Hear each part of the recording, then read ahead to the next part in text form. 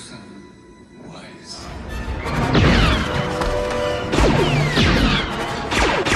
Coach Chan! We need R2! Here's the terminal. R2, where are you? We need you at the bunker right away! Got it. I got it. Got it. I got it.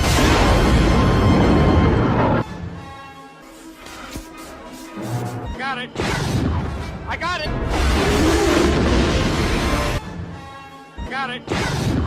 I got it. Well, I don't think he got it, but I finally did get this figure, so let's take a look.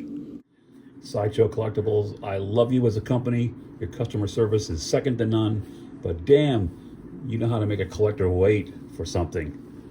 I pre-ordered this guy almost 2 years ago, and here he is. The deluxe edition, Han Solo from Return of the Jedi. Let's get this thing open, finally.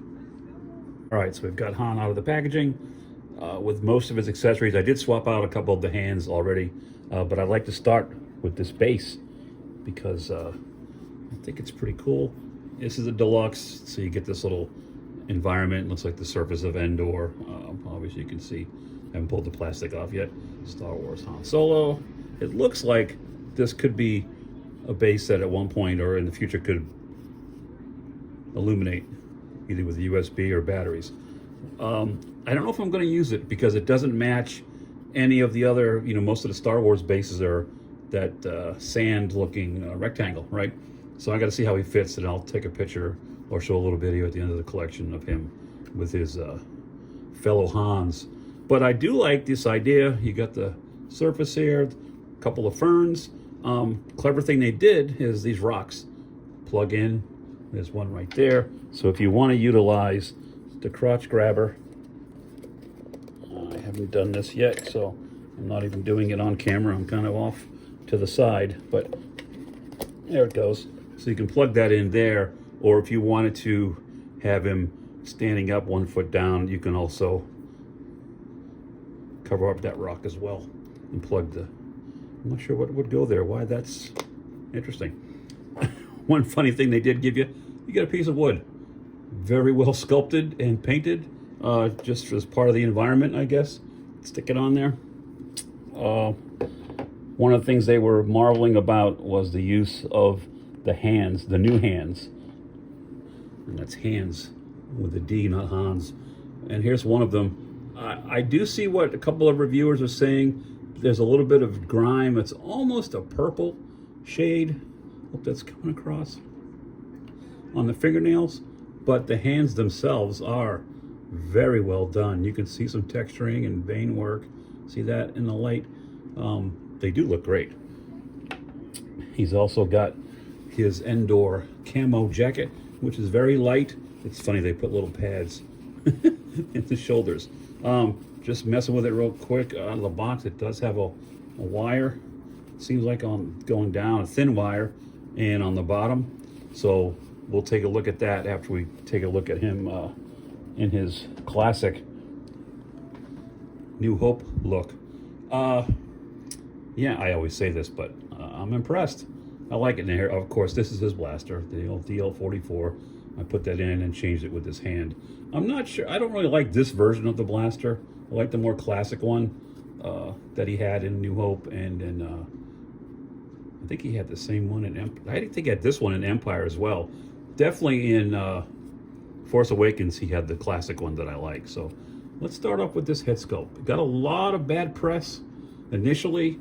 They were afraid that the hair looked too poofy, too like a helmet head. But they did add a lot of detail, different shades of brown. It's almost like a gold tint in the, I don't know if it's coming across in the light, but I don't think it's too much. The other thing that people criticized was the forehead. It's not too big, and they did sculpt he's got kind of a worried look, and he does have the moving eyeballs. But if you look at photos of him from the movie, there's more than one picture of him looking just like that, with his kind of concerned sort of look.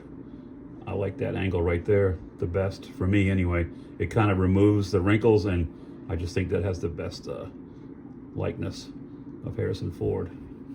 Now, I did already start messing. This is called the Mandarin collar, this kind of stand-up collar. I always like it a little bit more on the open side, kind of like this. So I've already been kind of pushing that open so it'll stay that way. That's just personal preference. Your collar may vary.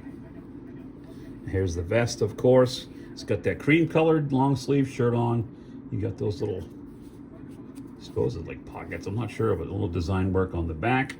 Moving down to that famous holster, right? Comes all the way around. As always, you have a little magnetic strap right there to put his blaster in there if you're not having him carry it.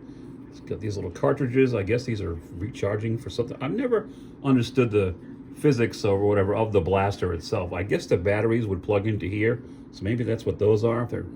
But there's no sort of indication of a charge or anything or how that works. I'd like to know if anybody knows in the comments. I just want to know the science behind it. There's his little communicator that's clipped onto his belt. Moving on down to the brown pants with the yellow stripe. Remember in A New Hope, he had the blue with the red. I think they called it a Carillion blood stripe. That seems to be familiar to me. And then, of course, you've got your boots. One thing I do wish they would do is get to a split cut boot. Get away from these pleather boots. If you keep them in crazy positions, and they do have some flexibility with it, which is nice, but you know, these can crack over time. I haven't had any problems with my previous Han Solos. It depends on your environment, not too hot, humid, that's the key. But what do you think? I think it looks good. Let me get his jacket on him, and I want to set him up on the base and see what we can get out of a couple of poses. And then I'll show you what he looks like on the shelf with everybody else, all right? Stick around, more to come. All right, so there he is on the base. I'm using the crotch grabber. Obviously, he's got his jacket on. Coat looks great. It's a little tricky putting it on. One arm goes great. You've got to take the other arm and kind of bend it, set it behind him a little bit to slip it into the sleeve there. But yeah, I got a little bit of a bend in the cloak, like the wind's pushing it that way, the cloak. But I think he looks good. I think I'm going to leave the jacket on him for now. He's not really standing up 100% straight, but yeah. The jacket's really lightweight. I thought maybe it might look a little heavy on the figure, but it's so small and thin that it doesn't really add any bulk, and I think it looks good. What do you think? Let me know in the comments below. Got him in a classic little blaster drawn, that other hand out like he usually does. You know how Han does, you know how our boy does.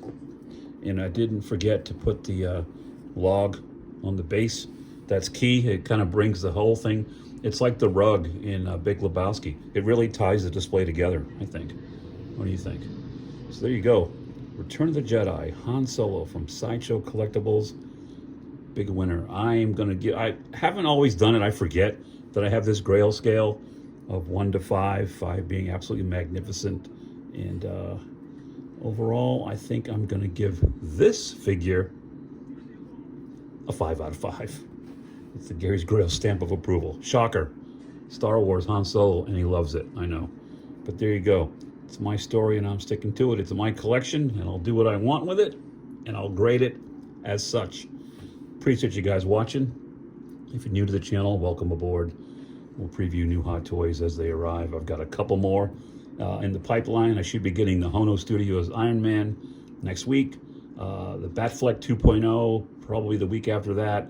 And then we'll see. I got a couple others that are paid for. I'm just waiting for Sideshow. You got to play the long game with some of these things. You order these, like I said at the beginning, 1.5 years, sometimes 2 years out, and you pay for them, and then you just wait. So I'm so happy he's here. Let me get him up on the shelf with the other Star Wars figures, and we'll take a quick shot of that too, all right?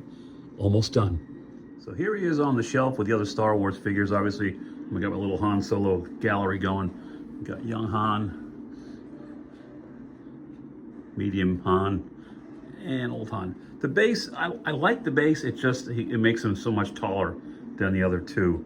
And the one thing Star Wars drives me nuts. See, look, you got this rectangular base, and then he's got this, and then he's got this. I'm thinking about switching him onto one of these just to put him in, make it a level height with the other two. What do you think in the comments? Let me know.